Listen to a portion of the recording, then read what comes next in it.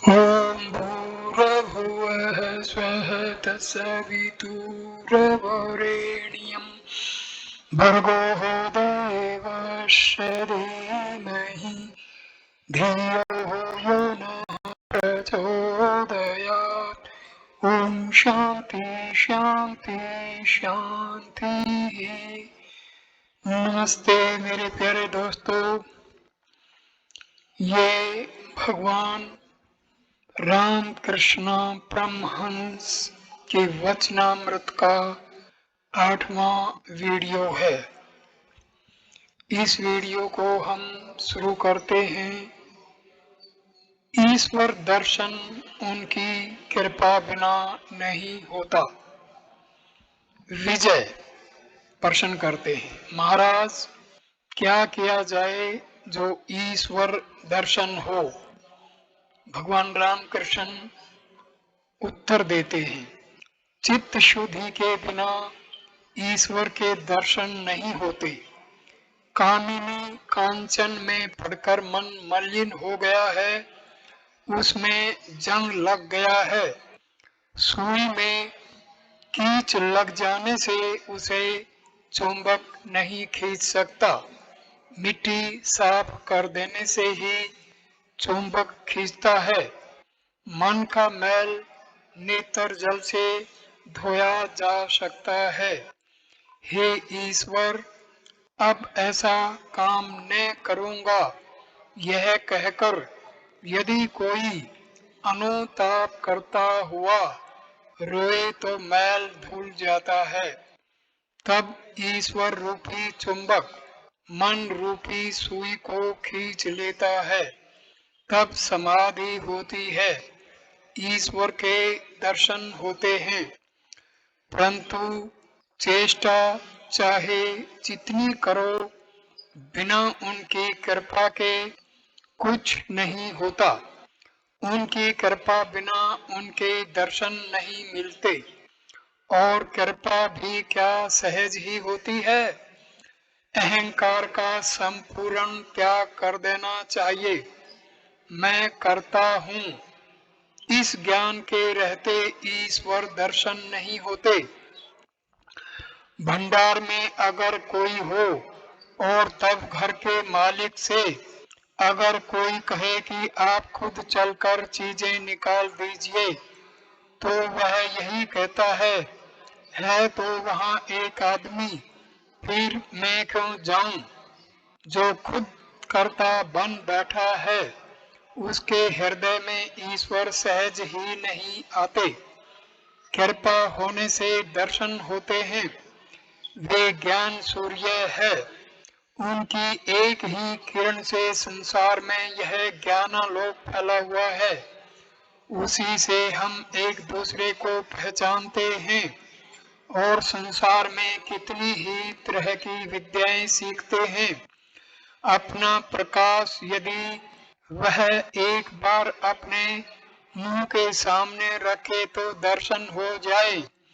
Sergeant रात को अंधेरे में हाथ में लाल पिन लेकर घूमता है, पर उसका मुंह कोई नहीं देख पाता।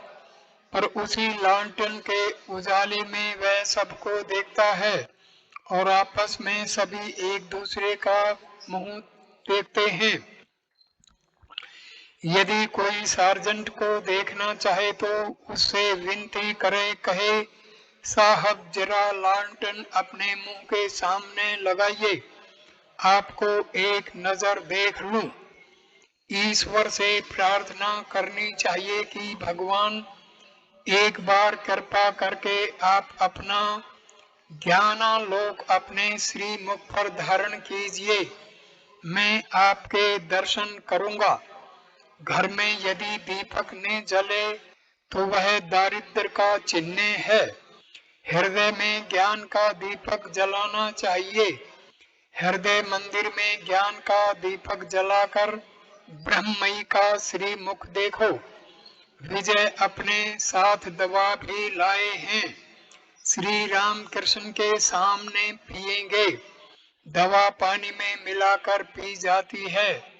श्री राम कृष्ण ने पानी मंगवाया, श्री राम कृष्ण अहेतुक कृपा सिंधु हैं। विजय किराए की गाड़ी या नाव द्वारा आने में असमर्थ है, इसलिए कभी कभी वे खुद आदमी भेजकर उन्हें बुला लेते हैं। इस बार बलराम को भेजा था, किराया बलराम देंगे। विजय बलराम के साथ आए हैं। शाम के समय विजय, नव कुमार और उनके दूसरे साथी बलराम की नाव पर चढ़े। बलराम उन्हें बाग बाजार के घाट पर उतार देंगे। मास्टर भी साथ हो गए।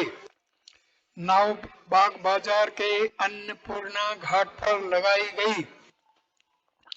जब ये लोग उतरकर बाग बाजार में बलराम के मकान के निकट पहुंचे तब चांदनी फैलने लगी थी। शुक्ल पक्ष की चतुर्थी है। ठंडी का मौसम है।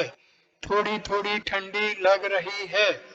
हृदय में श्री राम कृष्ण की आनंद में मूर्ति का चिंतन तथा उनके अमृतोपम उपदेशों का मनन करते हुए विजय, बलराम, मास्टर आदि अपने अपने घर पहुंचे।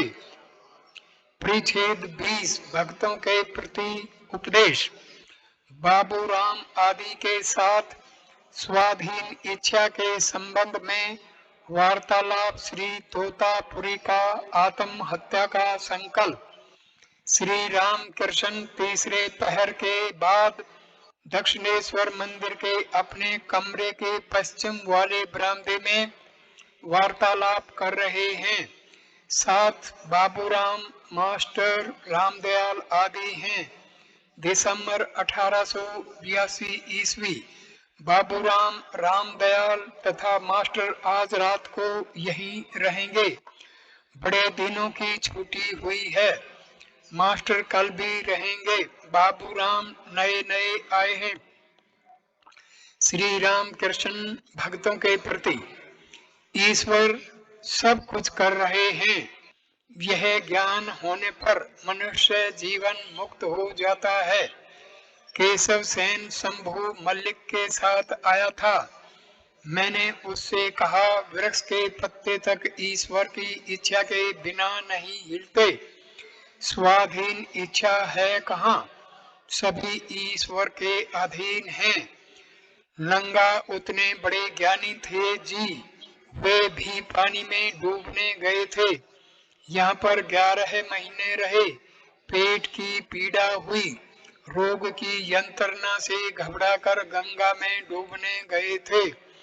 घाट के पास काफी दूर तक जल कम था। जितना ही आगे बढ़ते हैं घुटने भर से अधिक जल नहीं मिलता। तब उन्होंने समझकर लौट आए। एक बार अत्यंत अधिक बीमारी के कारण मैं बहुत ही जिद्दी हो गया था। गले में छुरी लगाने चला था। इसलिए कहता हूँ, माँ मैं यंत्र हूँ, तुम यंत्री। मैं रथ हूँ, तुम रथी। जैसा चलाती हो वैसा ही चलता हूँ। जैसा कराती हो वैसा ही करता हूँ।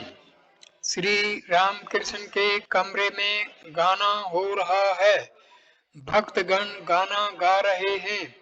उसका भावार्थ इस प्रकार है।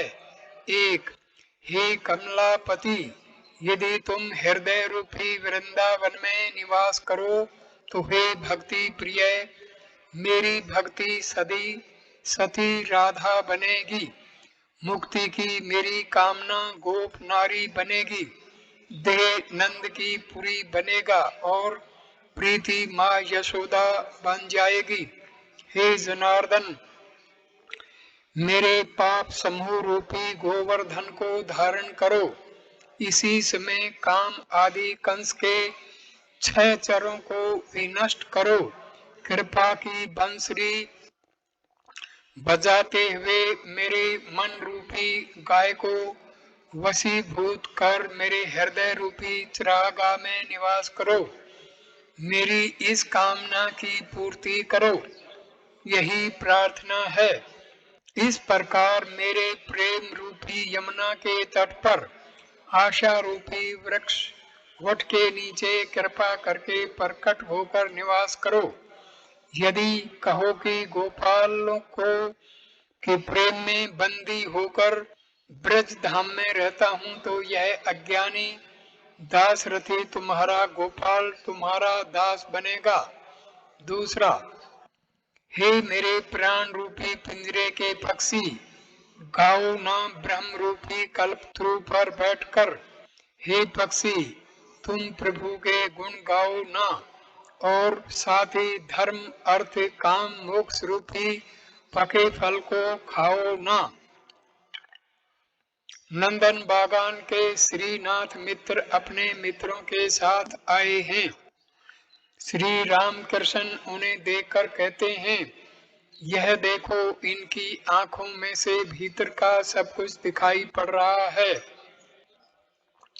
खिड़की के कांच में से जिस प्रकार कमरे के भीतर की सभी चीजें देखी जाती हैं, श्रीनाथ यज्ञनाथ ये लोग नंदन बागान के ब्राह्मण परिवार के हैं। इनके मकान पर प्रति वर्ष ब्राह्मण समाज का उत्सव होता था। बाद में श्री राम कृष्ण उत्सव देखने गए थे। सायंकाल को मंदिर में आरती होने लगी। कमरे में छोटे तख्त पर बैठकर श्री राम कृष्ण ईश्वर चिंतन कर रहे हैं। धीरे धीरे भाव मगन हो गए। भाव शांत होने पर कहते हैं, माँ उसे भी खींच लो, वह इतने दीन भाव से रहता है, तुम्हारे पास आना जाना कर रहा है। श्री राम कृष्ण भाव में क्या बाबू राम की बात कह रहे हैं। बाबू राम, मास्टर राम दयाल आदि बैठे हैं। रात के 8-9 बजे का समय होगा। श्री राम कृष्ण समाधि तत्व समझा रहे हैं। जड़ समाधि, चेतन समाधि, सिद्धत समाधि, उन्मना समाधि। विद्यासागर और चंगेज खान क्या ईश्वर निष्ठर हैं? श्री राम कृष्ण का उत्तर, सुख दुख की बात चल रही है, ईश्वर ने इतना दुख क्यों बनाया? मास्टर विद्यासागर प्रेम कोप से कहते हैं, ईश्वर को पुकारने की क्या आवश्यकता है? देखो, चंगेज खान ने जिस समय लूट मार करना आरंभ किया, उस समय उसने अनेक लोगों को बंद कर दिया। धीरे धीरे करीब 1 लाख कैदी इकट्ठे हो गए। तब सेनापतियों ने आकर कहा, हुजूर इन्हें खिलाइएगा कौन? इन्हें साथ रखने पर भी हमारे लिए विपत्ति है, क्या किया जाए? छोड़ने पर भी विपत्ति है। उस समय चंगेज खान ने कहा, तो फिर क्या किया जाए? उनका वध कर डालो। इसलिए कचाकच काट डालने का आदेश हो गया। इस हत्याकांड को तो ईश्वर ने देखा, कहाँ निवारण भी तो नहीं किया। वे हैं तो रहें, मुझे उनकी आवश्यकता प्रतीत नहीं होती, मेरा तो कोई भला नहीं हुआ। श्री राम कृष्ण कहते हैं, क्या ईश्वर का काम वे किस उद्देश्य से क्या करते हैं समझा जा सकता है। वे सृष्टि पालन संहार सभी कर रहे हैं। वे क्या संहार कर रहे हैं, हम क्या समझ सकते हैं। मैं कहता हूँ, माँ मुझे समझने की आवश्यकता भी नहीं है, बस अपने चरण कमल में भक्ति दो। मनुष्य जीवन का उद्देश्य है इस भक्ति को प्राप्त करना। और सब माँ जाने, बगीचे में आम खाने को आया हूँ, कितने पेड़, कितनी शाखाएं, कितने करोड़ पत्ते हैं, यह सब हिसाब करने से मुझे क्या मतलब। मैं आम खाता हूँ, पेड़ और पत्तों के हिसाब से मेरा क्या संबंध। आज रात में बाबूराम मास्टर और रामदयाल श्री रामकृष्ण के कमरे में जमीन पर सोए। आधी रात 2-3 बजे का समय होगा। श्री रामकृष्ण के कमरे में बत्ती बुझ गई है। वे स्वयं बिस्तर पर बैठे बीच बीच में भक्तों के साथ बातें कर रहे हैं। श्री रामकृष्ण और बाबूराम मास्टर प्रभृति भक्त, दया और माया, कठिन साधना और ईश्वर दर्शन। श्री रामकृष्ण मास्टर आदि भक्तों के प्रति देखो, दया और माया ये दो पृथक पृथक चीजें हैं। माया का अर्थ है आत्मियों के प्रति ममता, जैसे माँ बाप, भाई बहन, स्त्री पुत्र, इन पर प्रेम। दया का अर्थ है सर्वभूतों में प्रेम, समदृष्टि। किसी में यदि दया देखो, जैसे विद्यासागर में, तो उसे ईश्वर की दया जानो।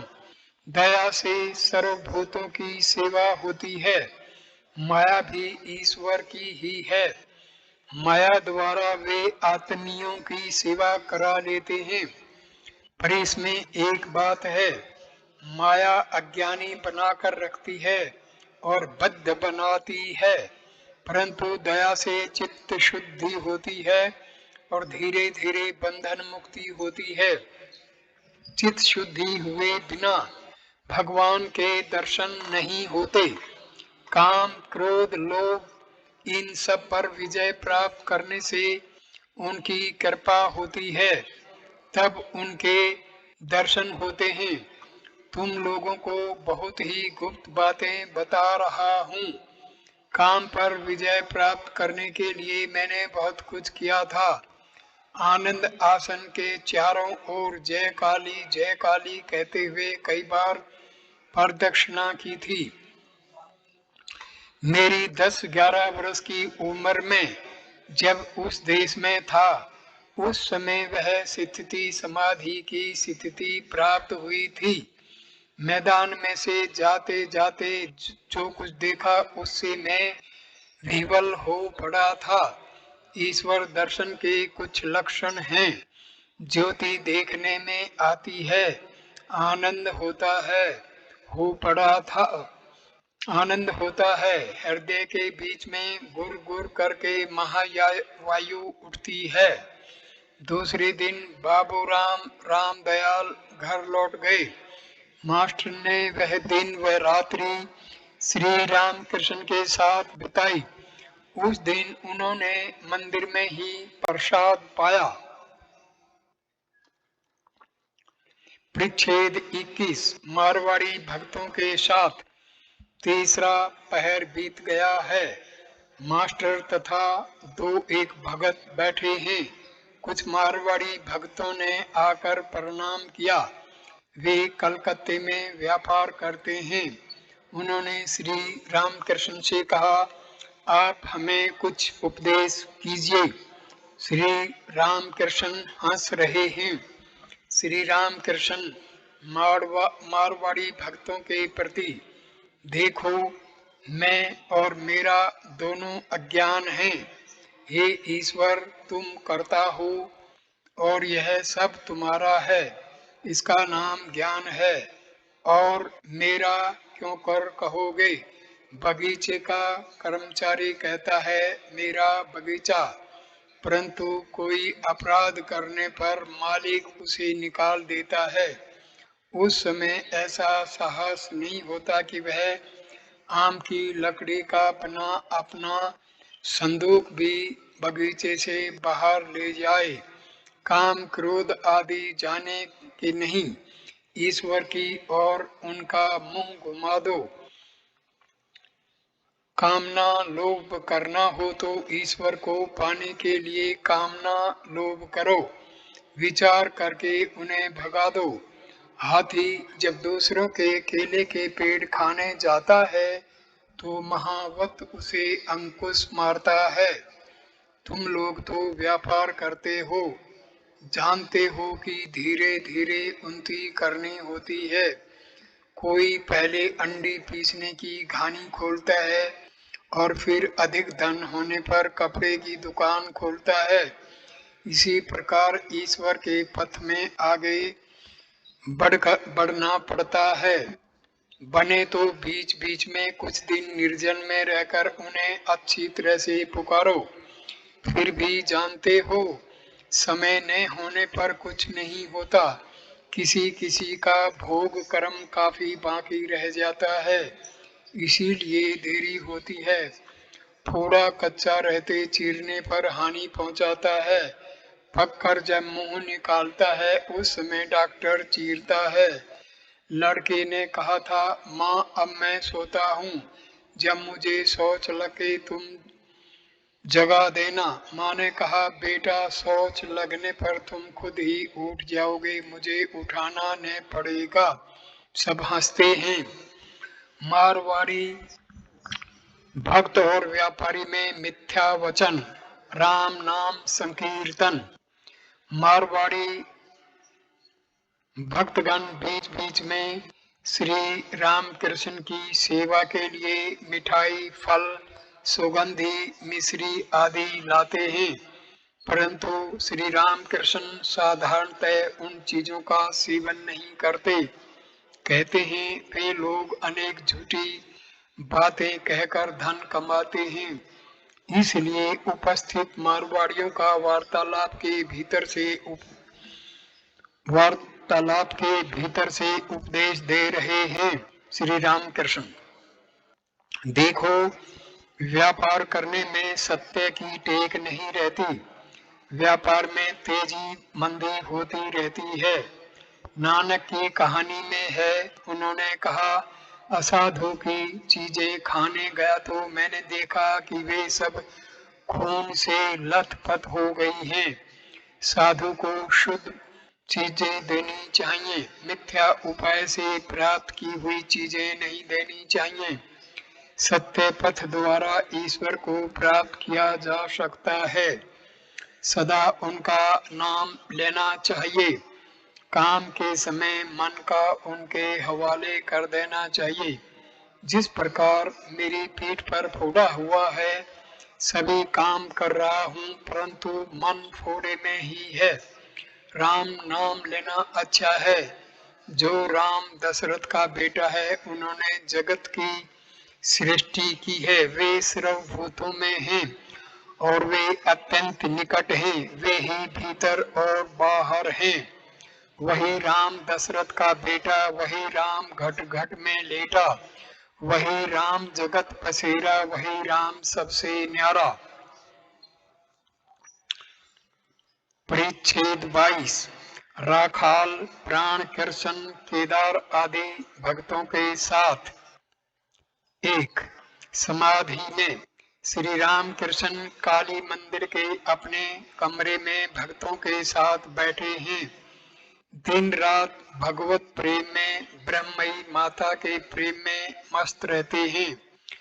फर्श पर चटाई बिछी है, आप उसी पर आकर बैठ गए।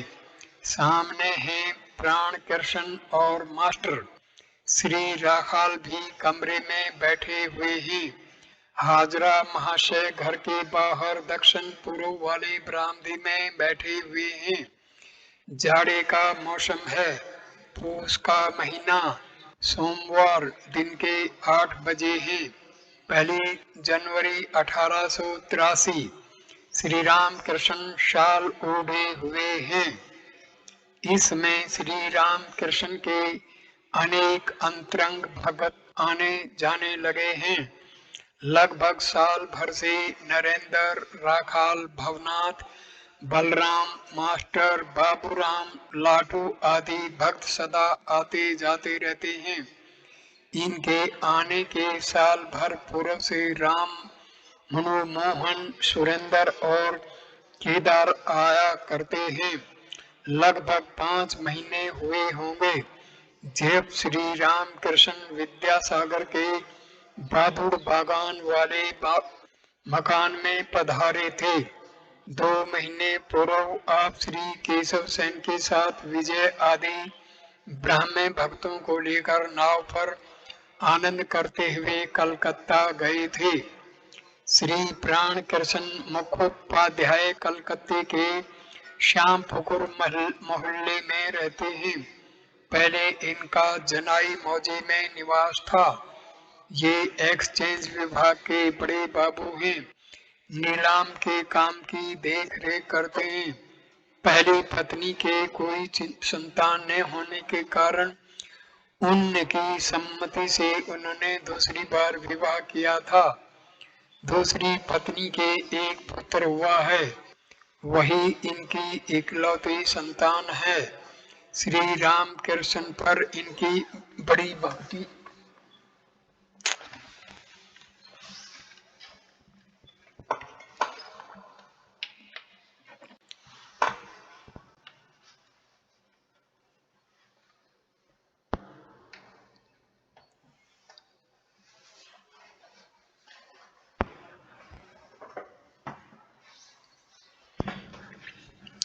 जाड़े का मौसम, पूस का महीना, सोमवार दिन के 8 बजे हैं। 1 जनवरी 1883।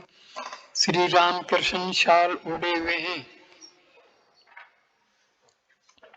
लगभग 5 महीने हुए होंगे जब श्री राम कृष्ण विद्यासागर के बहादुर बागान वाले मकान में पधारे थे। 2 महीने पूर्व आप श्री केशव सेन के साथ विजय आदि ब्राह्मण भक्तों को लेकर नाव पर आनंद करते हुए कलकत्ता गए थे। श्री प्राण कृष्ण मुखोपाध्याय कलकत्ते के श्यामपुकुर मोहल्ले में रहते हैं। पहले इनका जनाई मौजे में निवास था। ये एक्सचेंज विभाग के बड़े बाबू हैं। नीलाम के काम की देखरेख करते हैं। पहली पत्नी के कोई संतान न होने के कारण उनकी सम्मति से उन्होंने दूसरा विवाह किया था। दूसरी पत्नी के एक पुत्र हुआ है, वही इनकी इकलौती संतान है।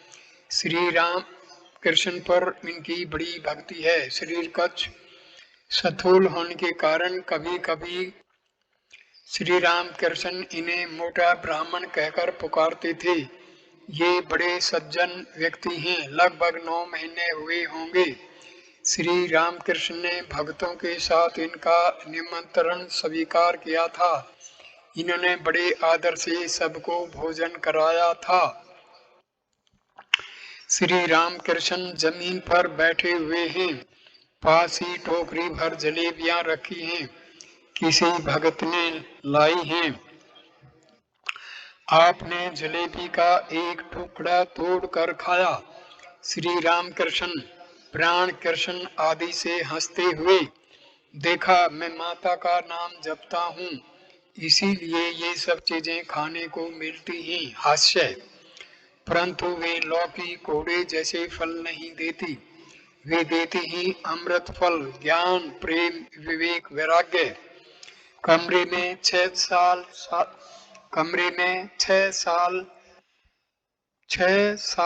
साल की उम्र का एक लड़का आया। इधर श्री रामकृष्ण की भी बालकों जैसी अवस्था है। जैसे एक बालक किसी दूसरे बालक को देखकर खाने की चीज छिपा लेता है जिससे वह छीना झपटी न करे, वैसे ही श्री रामकृष्ण की अवस्था उस बालक को देखकर होने लगी। वे उस जलेबियों की टोकरी को हाथ से ढककर छिपाने लगे। फिर धीरे से उन्होंने उसे एक और हटा कर रख दिया।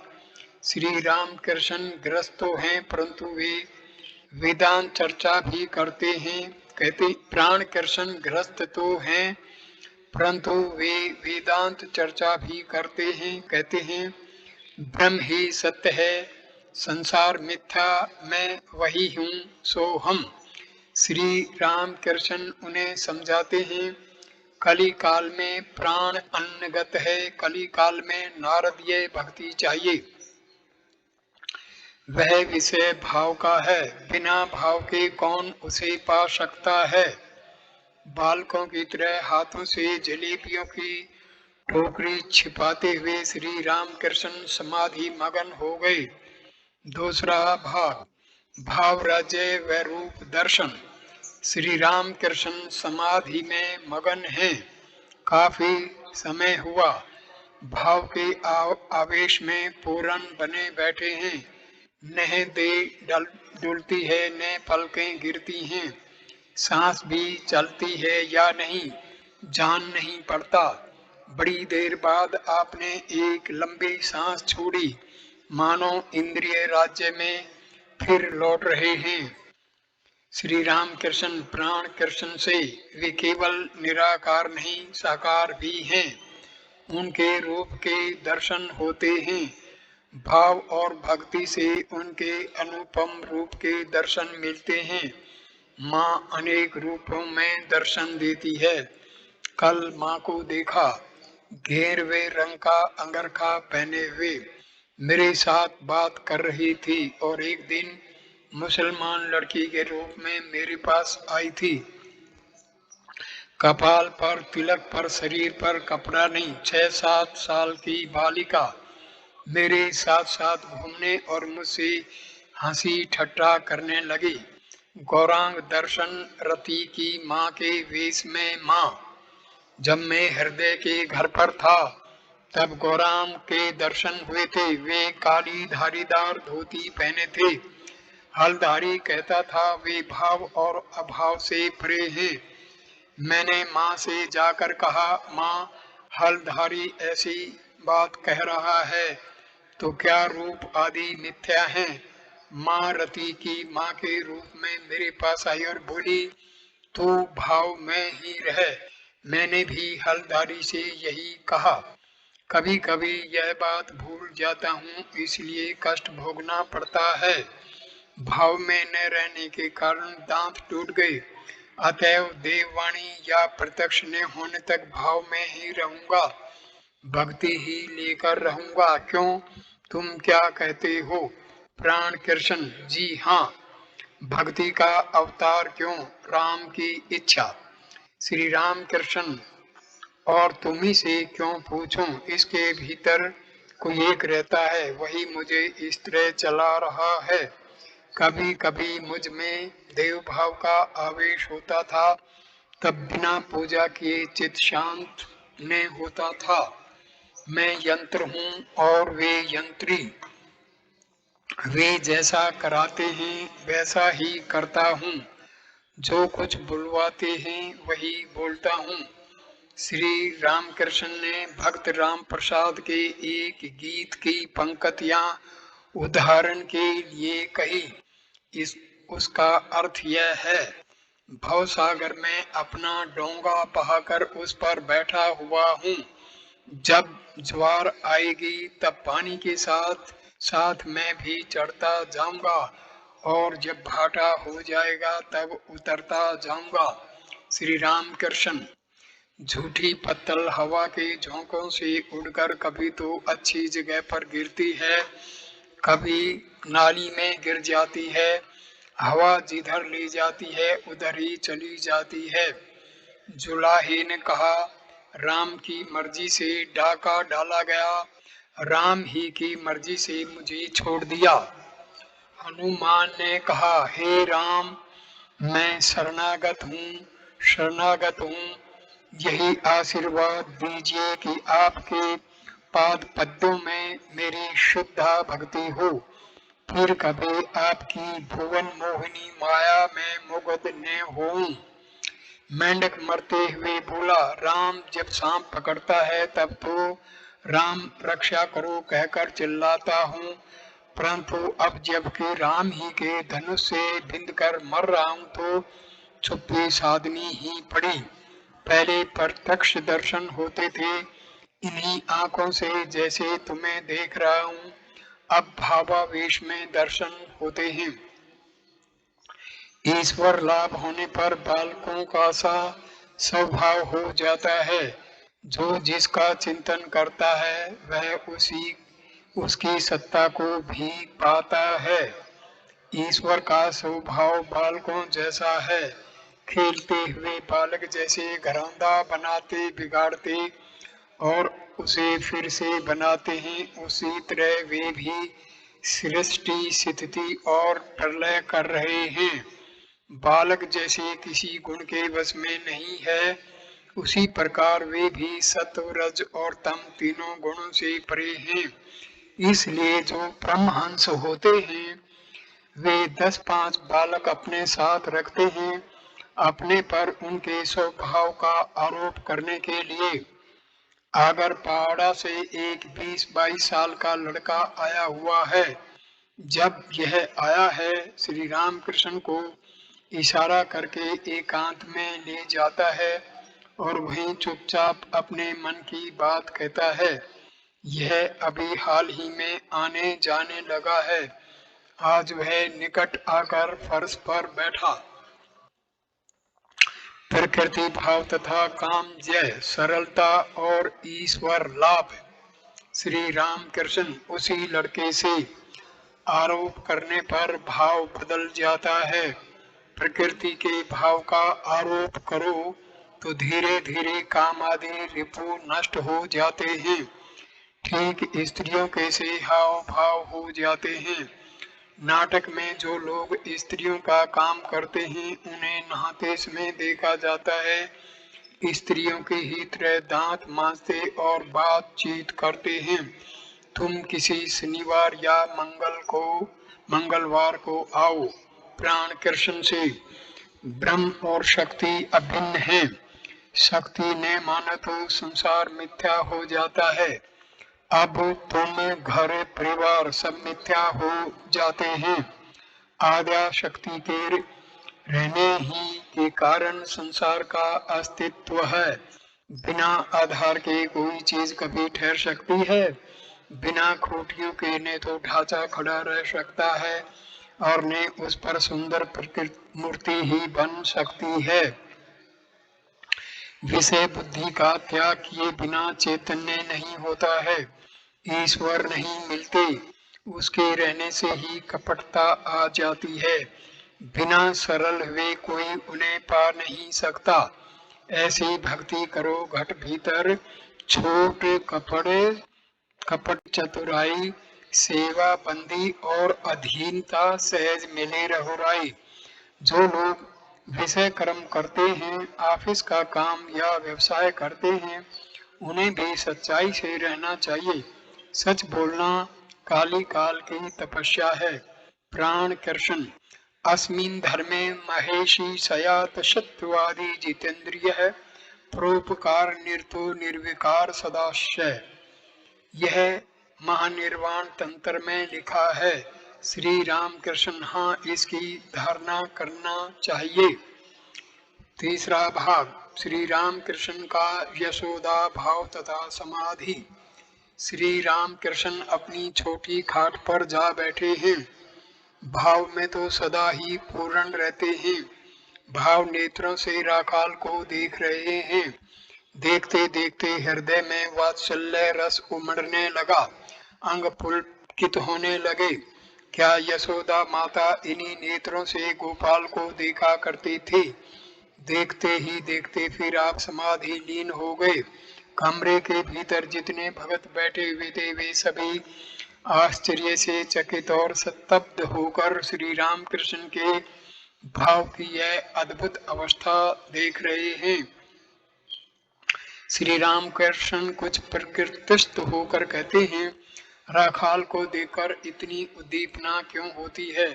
जितना ही ईश्वर की ओर बढ़ते जाओगे ऐश्वर्य की मात्रा उतनी ही घटती जाएगी।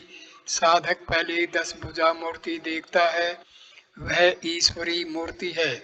इसमें ऐश्वर्य का प्रकाश अधिक रहता है। इसके बाद दिव्य भुजा मूर्ति देखता है, तब 10 हाथ नहीं रहते, इतने अस्त्र शस्त्र नहीं रहते। इसके बाद गोपाल मूर्ति के दर्शन होते हैं। कोई ऐश्वर्य नहीं, केवल एक छोटे बच्चे की मूर्ति। इसमें भी परे है केवल ज्योति दर्शन। यथार्थ ब्रह्म ज्ञान की अवस्था विचार और आसक्ति का त्याग। उन्हें प्राप्त कर लेने पर उनमें समाधि मगन हो जाने पर फिर ज्ञान विचार नहीं रह जाता। ज्ञान विचार तो तभी तक है जब तक अनेक वस्तुओं की धारणा रहती है। जब तक जीव जगत हम तुम यह ज्ञान रहता है, जब एक तव का यथार्थ ज्ञान हो जाता है तब चुप हो जाना पड़ता है। जैसे त्रिलंग स्वामी ब्रह्म भोज के समय नहीं देखा, पहले खूब गल गपाड़ा मचता है, ज्यों ज्यों पेट भरता जाता है त्यों त्यों आवाज घटती जाती है। जब दही आया तब शुभ शुभ बस और कोई शब्द नहीं, इसके बाद ही निद्रा समाधि, तब आवाज जरा भी नहीं रह जाती। मास्टर और प्राण कृष्ण से कितने ही ऐसे हैं जो ब्रह्म ज्ञान की डींग मारते हैं परंतु नीचे सतर की वस्तुएं लेकर मगन रहते हैं। घर द्वार धन मान इंद्रिय सुख मॉन्यूमेंट के नीचे जब तक रहा जाता है तब तक गाड़ी घोड़ा साहब मैम यही सब दिख पड़ते हैं। ऊपर चढ़ने पर सिर्फ आकाश समुद्र लहराता हुआ दिख पड़ता है, तब घर द्वार घोड़ा गाड़ी आदि इन पर मन नहीं रमता। ये सब चीजें जैसे नजर आते हैं, ब्रह्म ज्ञान होने पर संसार की आसक्ति चली जाती है, काम कांचन के लिए उत्साह नहीं रहता, सब शांत हो जाता है। काठ जब जलता है तब उससे छटाछट आवाज होती है और कड़वा धुआं भी निकलता है। जब सब जलकर खाक हो जाता है तब फिर शब्द नहीं होता। आसक्ति के जाते ही उत्साह भी चला जाता है, अंत में केवल शांति रह जाती है। ईश्वर की ओर कोई जितना ही बढ़ता है उतनी ही शांति मिलती है। शांति शांति शांति प्रशांति। गंगा के निकट जितना ही जाया जाता है उतना ही शीतलता का अनुभव होता जाता है। नहाने पर और भी शांति मिलती है। परंतु जीव जगत 24 तत्व इनकी सत्ता उन्हीं की सत्ता से भाषित हो रही है। उन्हें छोड़ देने पर कुछ भी नहीं रह जाता। एक के बाद शून्य रखने से संख्या बढ़ जाती है। एक को निकाल डालो तो शून्य का कोई अर्थ नहीं रह जाता। प्राण कृष्ण पर कृपा करने के लिए श्री राम कृष्ण अपनी अवस्था के संबंध में कह रहे हैं। ब्रह्म ज्ञान के उपरांत भक्ति का मैं। श्री राम कृष्ण ब्रह्म ज्ञान के पश्चात समाधि के पश्चात कोई कोई नीचे उतरकर विद्या का मैं भक्ति का मैं लेकर रहते हैं। हाट का क्रय विक्रय समाप्त हो जाने पर भी कुछ लोग अपनी इच्छा अनुसार हाट में ही रह जाते हैं। जैसे नारद आदि वे भक्ति का मैं लेकर लोक शिक्षा के लिए संसार में रहते हैं। शंकराचार्य ने लोक शिक्षा के लिए विद्या का मैं रखा था। आसक्ति का नाम मात्र भी रहते हुए नहीं मिल सकते। सूत के रेशे निकले हुए हो तो वह सुई के भीतर नहीं जा सकता। जिन्होंने ईश्वर को प्राप्त कर लिया है उनके काम क्रोध नाम मात्र के हैं। जैसे जली रस्सी, रस्सी का आकार तो है परंतु फूंकने से ही उड़ जाती है।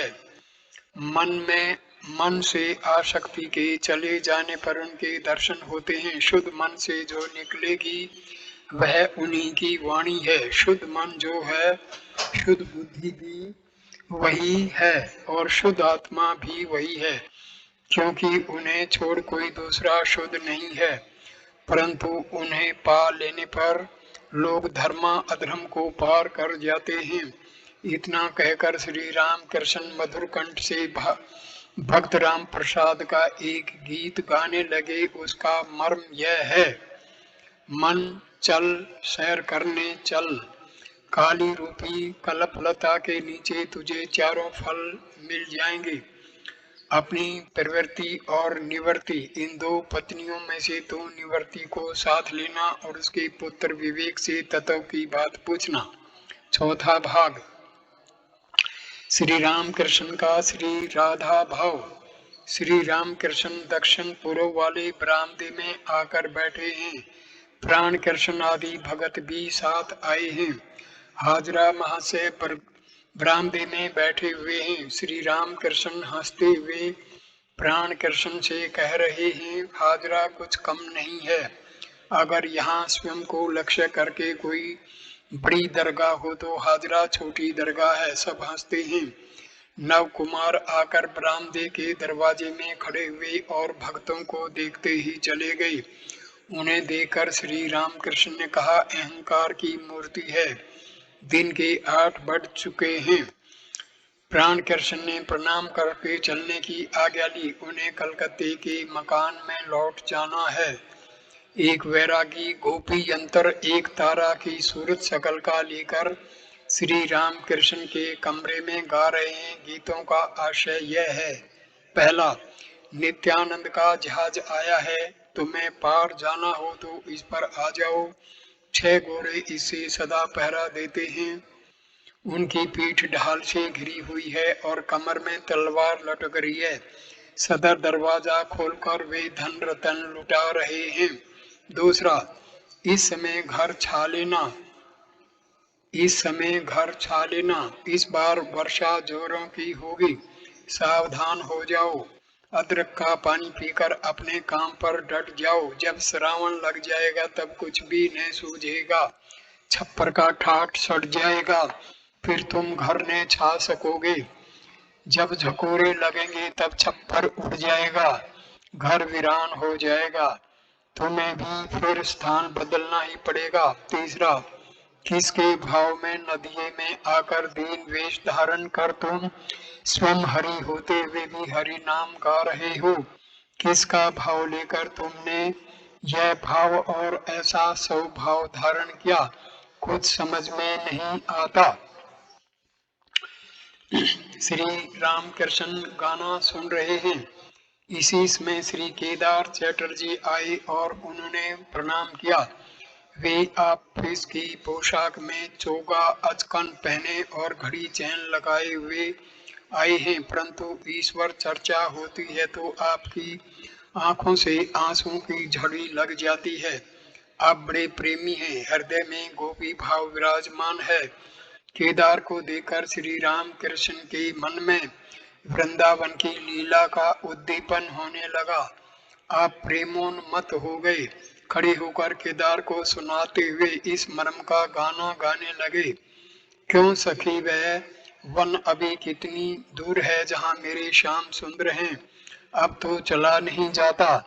श्री राधिका के भावावेश में गाते ही गाते श्री राम कृष्ण समाधि मगन हो गए। चित्रवत खड़े हैं, नेत्रों के दोनों कोरों से आनंदाश्रु लुढ़क रहे हैं। भूमिष्ठ होकर श्री रामकृष्ण के चरणों का स्पर्श करके केदार उनकी स्तुति करने लगे। हृदय कमल मध्य निर्विशेषम निरीहम हरिहर विधि वेदम योगी विद्यार्णगम्यम जनन मरण भीति भ्रंशी सच्चित स्वरूपम सकल भुवन बीजम ब्रह्म चेतन मिडे। कुछ देर बाद श्री राम कृष्ण प्रकृतिस्थ हुए। केदार को अपने घर हाली शहर से कलकत्ते में काम पर जाना था। रास्ते में दक्षिणेश्वर काली मंदिर में श्री राम कृष्ण के दर्शन करके जा रहे हैं। कुछ देर विश्राम करने के पश्चात केदार ने विदाई ली। इस तरह भक्तों से वार्तालाप करते हुए दोपहर का समय हो गया। श्री रामलाल श्री राम कृष्ण के लिए थाली में काली माता का प्रसाद ले आए। कमरे में आसन पर दक्षिणा से बैठकर श्री राम कृष्ण ने प्रसाद पाया। बालकों की तरह भोजन किया, थोड़ा थोड़ा सभी कुछ खाया। भोजन करके श्री राम कृष्ण उसी छोटी खाट पर विश्राम करने लगे। कुछ समय पश्चात मारवाड़ी भक्तों का आगमन हुआ। अभ्यास योग, 2 पथ, विचार और भक्ति। दिन के 3 बजे हैं।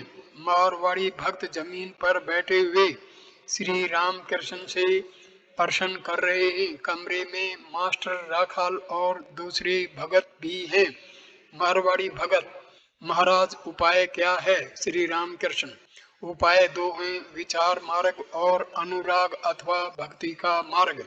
सत्य असत का विचार, एकमात्र सत्य या नित्य वस्तु ईश्वर है और सब कुछ असत या अनित्य है।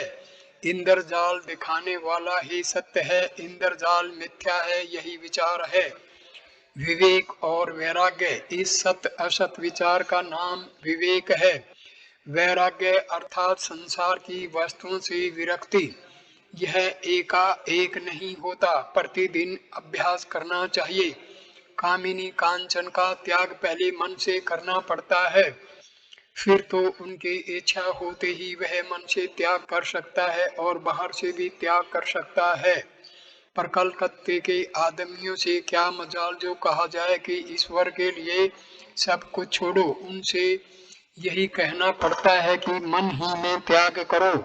अभ्यास योग से कामनी कांचन में आसक्ति का त्याग होता है, यह बात गीता में है। अभ्यास से मन में असाधारण शक्ति आ जाती है, तब इंद्रिय संयम करने और काम क्रोध को वश में लाने में कष्ट नहीं उठाना पड़ता। जैसे कछुआ पैर समेट लेने पर फिर बाहर नहीं निकालना चाहता, कुल्हाड़ी से टुकड़े टुकड़े कर डालने पर भी बाहर नहीं निकालता। मारवाड़ी भगत, महाराज आपने दो रास्ते बतलाए, दूसरा कौन सा है? श्री राम कृष्ण, वह अनुराग या भक्ति का मार्ग है। व्याकुल होकर एक बार निर्जन में अकेले में दर्शन की प्रार्थना करते हुए रो। हे मन, जैसे पुकारा जाता है उस तरह तुम पुकारो तो सही, फिर देखो भला तुम्हें छोड़कर माँ श्यामा कैसे रह सकती है। मारवाड़ी भगत, महाराज साकार पूजा का क्या अर्थ है और निराकार निर्गुण का क्या मतलब है? श्री राम कृष्ण, जैसे पिता का फोटोग्राफ देखने से पिता की याद आती है, वैसे ही प्रतिमा की पूजा करते समय सत्य के रूप की उद्दीपना होती है। साकार रूप कैसा हो जानते हो? जैसे जल राशि से बुलबुले निकलते हैं, वैसा ही महाकाश चिदाकाश से एक रूप आविर्भूत होते हुए दिख पड़ते हैं। अवतार भी एक रूप ही है, अवतार लीला भी आद्या शक्ति ही की क्रीड़ा है। पांडित्य मैं कौन, मैं ही तुम। पांडित्य में क्या रखा है? व्याकुल होकर पुकारने पर वे मिलते हैं। नाना विषयों का ज्ञान प्राप्त करने की आवश्यकता नहीं। जो आचार्य है उन्हीं को कई विषयों का ज्ञान रखना चाहिए। दूसरों को मारने के लिए ढाल तलवार की जरूरत होती है, परंतु अपने को मारने के लिए एक सुई या नहरनी ही से काम चल सकता है। मैं कौन हूँ इसकी ढूंढ तलाश करने के लिए चलो तो उन्हीं के निकट जाना पड़ता है। क्या मैं मांस हूँ या हाड़, रकत या मज्जा हूँ, मन या बुद्धि हूँ? अंत में विचार करते हुए देखा जाता है कि मैं यह सब कुछ नहीं हूँ। नेति नेति, आत्मा वह चीज नहीं है कि पकड़ में आ जाए, वह निर्गुण और निरुपाधि है। परंतु भक्ति मत से वे सगुण हैं। चिन्ह में श्याम, चिन्ह में धाम, सब चिन्ह में। मारवाड़ी भगत गण प्रणाम करके विदा हुए। दक्षिणेश्वर में संध्या और आरती। संध्या हो गई, श्री राम कृष्ण गंगा दर्शन कर रहे हैं। कमरे में दीपक जलाया गया। श्री राम कृष्ण जगन माता का नाम स्मरण कर रहे हैं और अपनी खाट पर बैठे हुए उन्हीं के ध्यान में मगन हैं। श्री मंदिर में अब आरती होने लगी। जो लोग इस समय भी गंगा के किनारे या पंचवटी में घूम रहे हैं, वे दूर से आरती की मधुर घंटा ध्वनि सुन रहे हैं। ज्वार आ गई है, भागीरथी कल कल सबर से उत्तर की ओर बह रही है। आरती का मधुर शब्द इस कल कल ध्वनि से मिलकर और भी मधुर हो गया है। इस माधुर्य के भीतर प्रेमोन्मत्त श्री राम कृष्ण बैठे हुए हैं। सब कुछ मधुर है, हृदय भी मधुमेह हो रहा है। अब मैं इस वीडियो को यहीं पर विराम देता हूँ। अगला 9वां वीडियो हम शुरू करेंगे परिच्छेद 23 से, और इसका